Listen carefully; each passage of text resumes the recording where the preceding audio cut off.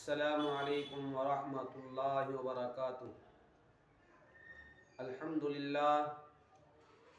للہ وکفا وسلام علی عبادہ الذین اصطفیٰ، اما بعد فقد قال اللہ تبارک وتعالی فی القرآن المجید والفرقان الحمید، فاعوذ باللہ من الشیطان الرجیم، بسم اللہ الرحمن الرحیم،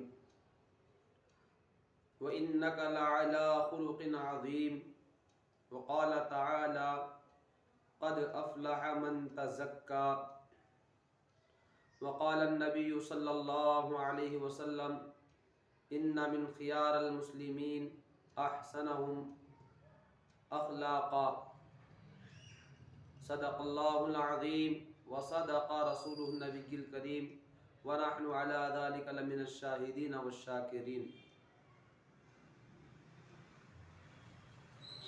محترم بزرگوں اور عزیز دوستو، اسلام کی تعلیمات، اسلام کی ہدایات کا خلاصہ اچھے اخلاق ہیں۔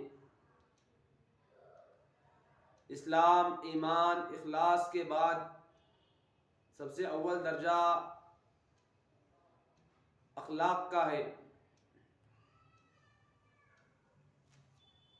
اللہ جل جلالہ قرآن میں فرماتے ہیں قد افلح من تزکا، کامیاب ہو گیا وہ شخص جو اپنے آپ کو گندے اخلاق سے، اخلاق رذیلہ سے، برے اخلاق سے اپنے آپ کو پاک کیا، صاف کیا، کامیاب ہو گیا وہ شخص۔ اور اللہ کے رسول صلی اللہ علیہ وسلم کے بارے میں اللہ فرماتے ہیں وَإِنَّكَ لَعَلَىٰ خُلُقٍ عَظِيمٍ، آپ تو اخلاق کے ایک بلند مقام پر، بلند مرتبے پر فائز ہیں۔ یعنی جناب رسول اللہ صلی اللہ علیہ وسلم کے جو اخلاق تھے بہت بلند تھے، بہت پاکیزہ تھے، بہت اعلیٰ تھے۔ ایک حدیث کے اندر اللہ کے رسول صلی اللہ علیہ وسلم نے فرمایا ان خیار المسلمین احسنهم اخلاقا، کہ بندوں کے نزدیک، خالق کے نزدیک، مخلوق کے نزدیک سب سے اچھا وہ شخص ہے جس کے اخلاق اچھے ہوں۔ جس کے اخلاق اچھے ہیں وہ خالق کے نزدیک بھی محبوب ہے، وہ مخلوق کے نزدیک بھی محبوب ہے، وہ بندوں کے نزدیک بھی محبوب ہے، پسندیدہ ہے، وہ اللہ کے نزدیک بھی محبوب ہے، پسندیدہ ہے۔ دوستو، اچھے اخلاق کا اپنانا، اچھے اخلاق کو پیدا کرنا اپنے اندر انتہائی ضروری ہے۔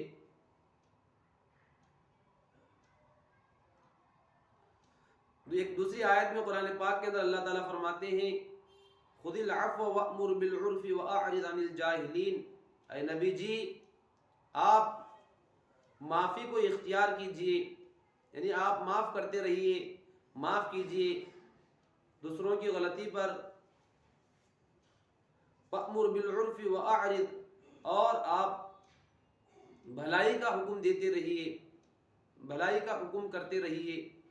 جتنا ہو سکے ہم لوگوں کے نفع پہنچانے کی فکر کریں، لوگوں کے فائدہ پہنچانے کی ہم فکر کریں، لوگوں کی غلطیوں کو ہم معاف کرنے والے بنیں۔ وَأَعْرِضْ عَنِ الْجَاهِلِينَ، اور جو لوگ جہالت کا برتاؤ کرتے ہیں آپ ان سے اعراض کر لیجئے، آپ ان سے منہ موڑ لیجئے، آپ ان سے بحث و مباحثہ نہ کیجئے، آپ ان سے دوری اختیار کر لیجئے۔ میرے محترم بزرگوں اور عزیز دوستو، جتنے بھی ہمارے اللہ والے گزرے ہیں، ہمارے اکابر گزرے ہیں، ان کے اخلاق بہت پاکیزہ اخلاق تھے، بہت بلند اخلاق تھے۔ ہمارے حضرت اشرف علی تھانوی نور اللہ مرقدہ فرماتے ہیں اگر کوئی بندہ کسی کی چاپلوسی کرتا ہے، کسی کے سامنے جی حضوری کر رہا ہے، جھک رہا ہے، تواضع کر رہا ہے، ہنس رہا ہے، مسکرا رہا ہے، تو یہ اس کے اچھے اخلاق کی علامت نہیں ہے، بلکہ وہ اس کا یہ نفاق ہے کہ وہ سامنے تو چاپلوسی کر رہا ہے، جی حضوری کر رہا ہے، جھک رہا ہے، لیکن دل کے اندر کینہ، عداوت، بغض، دشمنی بھری ہوئی ہے۔ یہ اچھے اخلاق کی علامت نہیں ہے۔ اور حضرت عبداللہ ابن مبارک رحمۃ اللہ علیہ فرماتے ہیں اچھے اخلاق کی 3 نشانیاں ہیں۔ پہلی چیز یہ ہے ہم لوگوں کے ساتھ بھلائی کا معاملہ کریں، لوگوں کے ساتھ بھلائی کا معاملہ کریں، جتنا اپنے سے ہو سکے لوگوں کو ہم فائدہ پہنچانے والے بنے، نفع پہنچانے والے بنے، جتنا اپنے سے ہو سکے۔ اور دوسری چیز فرمایا، پہلی چیز یعنی لوگوں کو فائدہ پہنچانا، بذل المعروف، جس اعتبار سے بھی ہو، اپنے پاس مال ہے، صلاحیت ہے، طاقت ہے، جس لین سے بھی ہم دوسروں کو فائدہ پہنچا سکتے ہیں،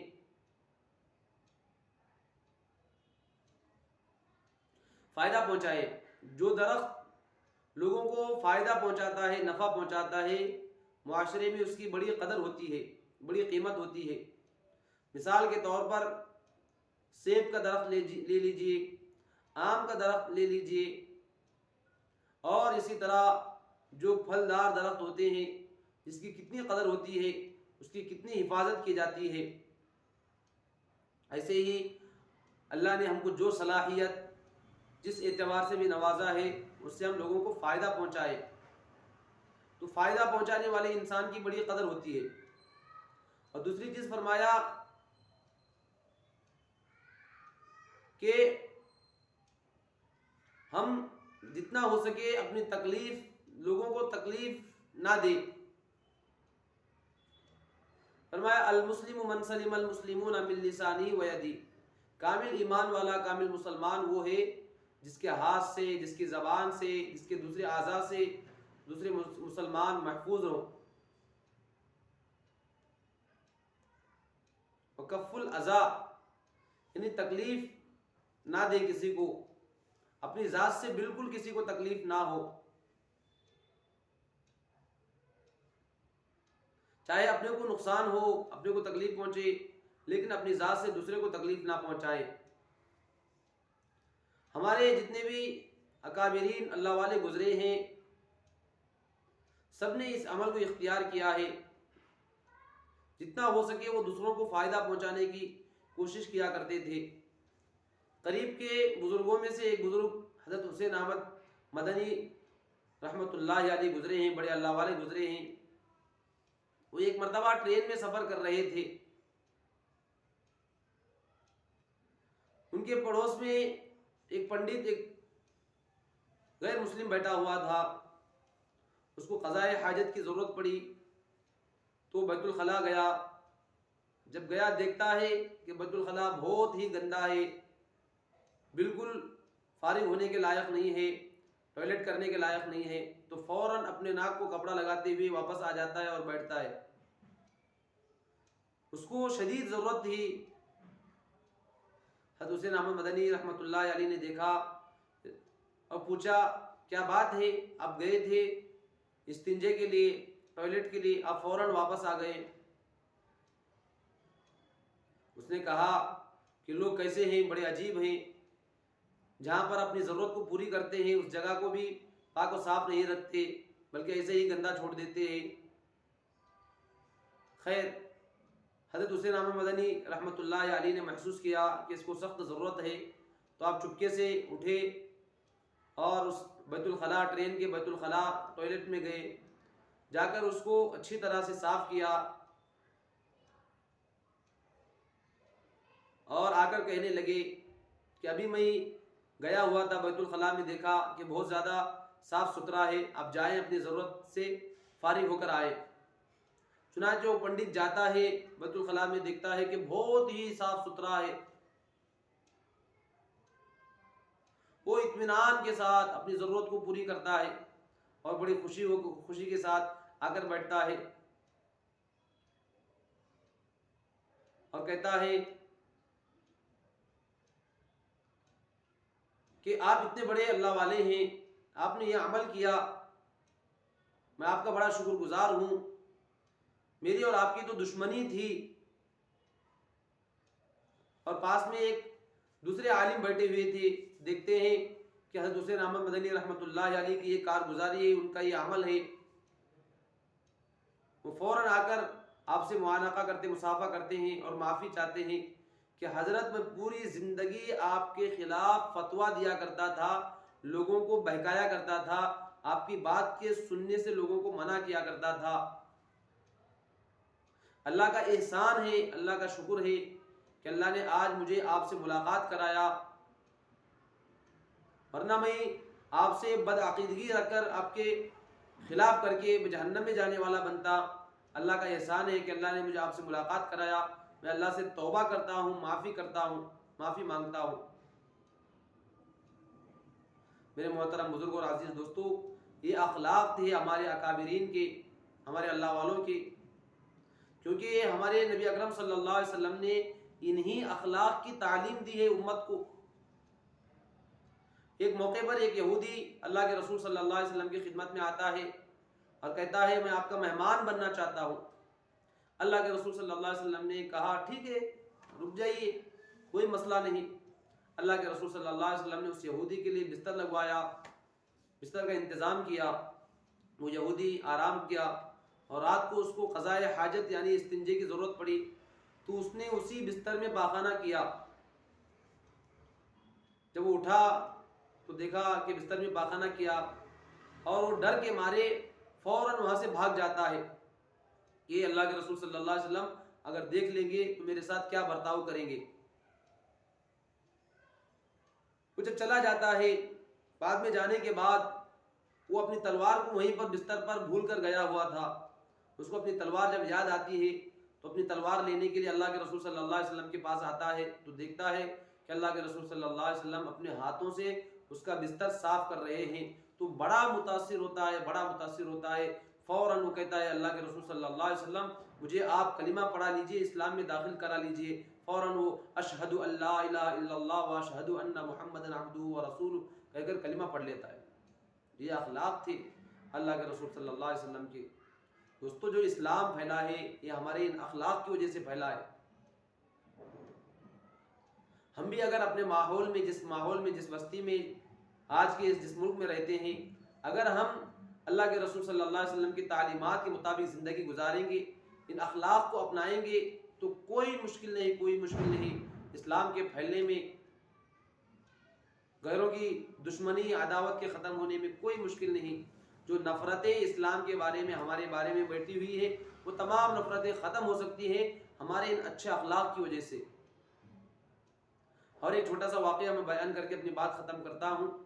حضرت عطا اللہ شاہ بخاری رحمۃ اللہ علیہ بہت بڑے بزرگ گزرے ہیں، بڑے مقرر تھے، اور رات میں عشاء کے بعد اگر بیان شروع کرتے تو صبح فجر کی نماز کے وقت بیان ختم ہوتا۔ ایک مرتبہ ایک مدرسے میں گئے بیان کرنے کے لیے، حضرت کا بیان ہو گیا، بیان کے بعد کھانا تھا۔ جب کھانے کے لیے بیٹھے تو دیکھتے ہیں کہ ایک کونے میں ایک آدمی رکا ہوا ہے۔ پوچھتے ہیں کہ آپ کو کھانے کا تقاضا نہیں، آپ کیوں رکے ہوئے؟ وہ کہتا ہے حضرت میں ایک بھنگی ہوں، آپ کھا لیجئے، بعد میں بچا کچا میں کھا لوں گا۔ حضرت عطا اللہ شاہ بخاری رحمۃ اللہ علیہ اس کو اپنے پاس بلاتے ہیں، اس کے ہاتھ وغیرہ دھلواتے ہیں اور اپنے ساتھ دسترخوان پہ بٹھاتے ہیں اور اپنے ہاتھ سے روٹی توڑ کر اس کے ہاتھ میں دیتے ہیں، کہتے ہیں کہ آپ اپنے ہاتھ سے روٹی لے کر میرے برتن میں سے کھا لیجئے۔ پھر اس کے بعد آلو کا ایک ٹکڑا اٹھاتے ہیں، اس کے منہ میں رکھتے ہیں، آدھا جب کاٹتا ہے تو آدھا جو ٹکڑا بچا ہوا تھا وہ خود کھاتے ہیں، اور ایک گلاس پانی لیتے ہیں، اس کو پینے کے لیے دیتے ہیں، جب پی کر وہ بچا ہوا پانی ہوتا ہے تو خود پیتے ہیں۔ وہ بار بار کہنے لگتا ہے کہ حضرت میں تو ایک بھنگی ہوں، حضرت میں تو ایک بھنگی ہوں، ٹوائلٹ صاف کرنے والا ہوں۔ حضرت کہتے ہیں آپ بھنگی ہو جو بھی ہو، آپ انسان تو ہیں، ہمارے جیسے انسان تو ہیں آپ کے ان اخلاق کی وجہ سے وہ بھنگی اتنا متاثر ہوا وہ کھانا ختم ہو گیا، چلا گیا۔ دوسرے دن وہ اپنے اہلیہ کے ساتھ، اپنی بیوی کے ساتھ میں ایک چھوٹا سا بچہ بھی تھا ان کا، حضرت کی خدمت میں آ کر کہتا ہے حضرت مجھے کلمہ پڑھا لیجیے اور مجھے اسلام میں داخل کرا لیجیے، اور کہتا ہے اشہد ان لا الہ الا اللہ واشہد ان محمد عبدہ ورسولہ۔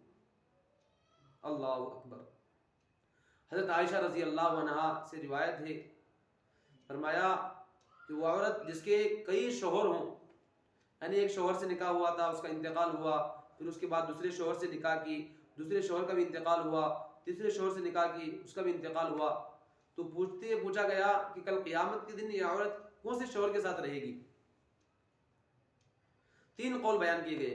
پہلا قول یہ ہے کہ اس کو اختیار دیا جائے گا کہ آپ جس کے ساتھ جنت میں رہنا چاہے رہ سکتی ہے۔ دوسرا قول یہ ہے کہ جو آخری شوہر جس کے ساتھ زندگی گزار رہی تھی، جس کا آخری میں انتقال ہوا، اس کے ساتھ رہنے کے لیے کہا جائے گا۔ تیسرا قول یہ ہے کہ اس سے پوچھا جائے گا دنیا میں تیرا جو شوہر سب سے زیادہ اچھا اخلاق والا تھا تو اس کے ساتھ زندگی جنت میں گزار سکتی ہے۔ اللہ اکبر۔ میرے محترم بزرگ اور عزیز دوستو، اچھا اخلاق ایک سائلنٹ میسج ہے۔ اچھا اخلاق کے اپنانے کی وجہ سے ایک سائلنٹ میسج پہنچتا ہے دوسروں کو، ایک پیغام پہنچتا ہے۔